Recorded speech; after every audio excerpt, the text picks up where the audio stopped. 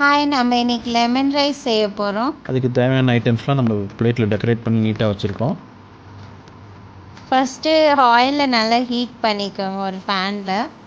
கொஞ்சமாக அது என்னது ஜீரகம், அது ஆமாம், ஜீரகம் கொஞ்சம் போட்டு ஜீரா, 1 ஸ்பூன் ஜீரா, அப்புறம் 1 ஸ்பூன் அது என்னது அது Garlic. கார்லிக், 1 ஸ்பூன் கறி curry லீவ்ஸ், அதெல்லாம் போட்டு கொஞ்சம் நல்லா கிண்டிக்காங்க. அப்புறம் 2 வந்து காஞ்ச மிளகா அதை போட்டு நல்லா கொஞ்சம் கிண்டிக்கலாம். அப்புறம் 2 பச்சை மிளகா கொஞ்சம் துண்டு துண்டாக வெட்டினது நல்லா போட்டுட்டு நல்லா கிண்டி வச்சுக்கோங்க. அப்புறம் கொஞ்சமாக கடலைப்பருப்பு போட்டிங்கன்னா நல்லா கொஞ்சம் கடிச்சு இதெல்லாம் சாப்பிடலாம். அதையும் கொஞ்சம் போட்டுக்கோங்க. நல்லா பொன்னிறமாக வறுத்துக்கோங்க. அதுக்கப்புறம் சாப்ட் ஆனியன்ஸ் போட்டுட்டு இது நல்லா ப்ரௌன் ஆகிற வரைக்கும் வெயிட் பண்ணுங்க.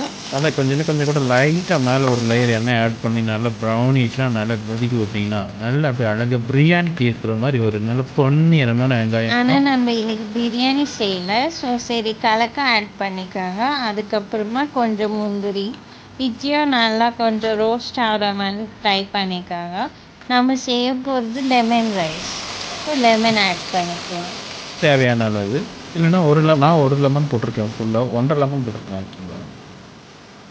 அதெல்லாம் போட்டு அது ஆனதுமே பாயில்டு ரைஸ் ஆட் பண்ணிவிட்டு 1 ஸ்பூன் டர்மரிக் பவுடர் ஆட் பண்ணிவிட்டு நல்லா மிக்ஸ் பண்ணிவிட்டு மூடி போட்டு விடுங்க.